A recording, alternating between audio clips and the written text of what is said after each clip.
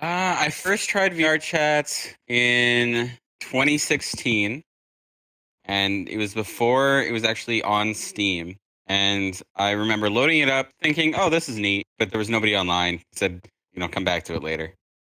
My family doesn't know that much about the extent of what I do with VR, but I can see them judging me for it, for spending so much time in VR around a bunch of cat girls.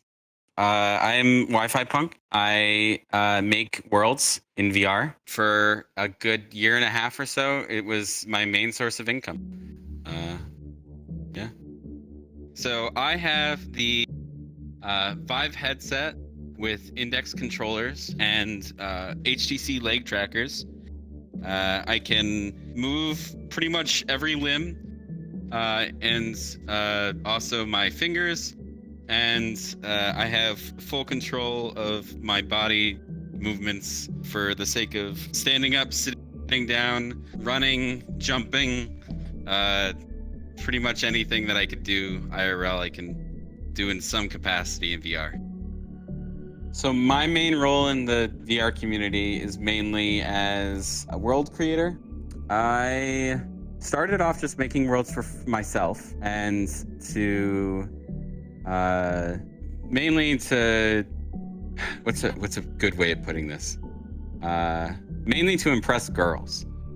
And and then I started making worlds for friends, and then I was like too busy to be doing them. So one of my friends offered me money, and then from there it kind of just like became oh well, people will pay for me to do something that I already enjoy doing in my free time. And sure, cool. That seems like a good way to pay for a new headset. So I try to aim for about $25 an hour right now. When I first started making worlds and doing world commissions, I was like with the amount of time and effort that I was putting into things, I was probably making like maybe $2 an hour.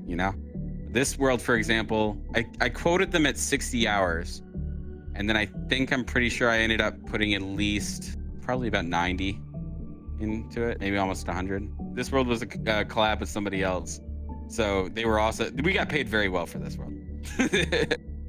Doing world commissions full time for about a year and a half, maybe a little bit longer. The main reason for that to begin with was that my work that I had been doing was these long 12-hour shifts. It was very repetitive. Like I would do lots of tickets for like the same thing over and over.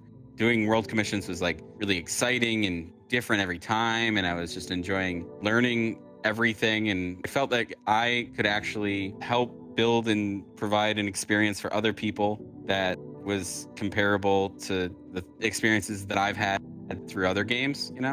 If I felt inclined for a day, I could go from the moment I woke up to 14 hours later, when I'm just exhausted and can't go any longer, and then sleep for a while and then do it again. I do think for a while it became just something that I did enjoy, but also was eating up all my time.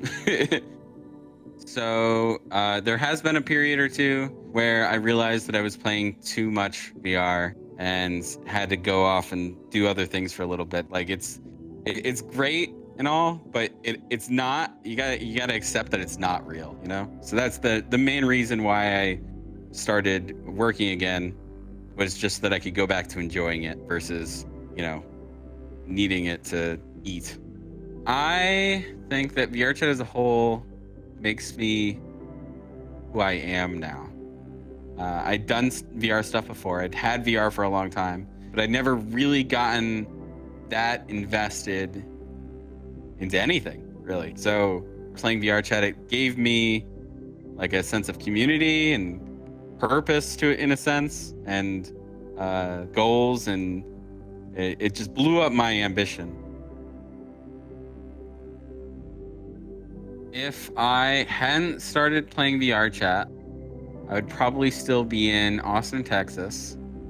I'd probably have my own apartment and would have a lot less friends.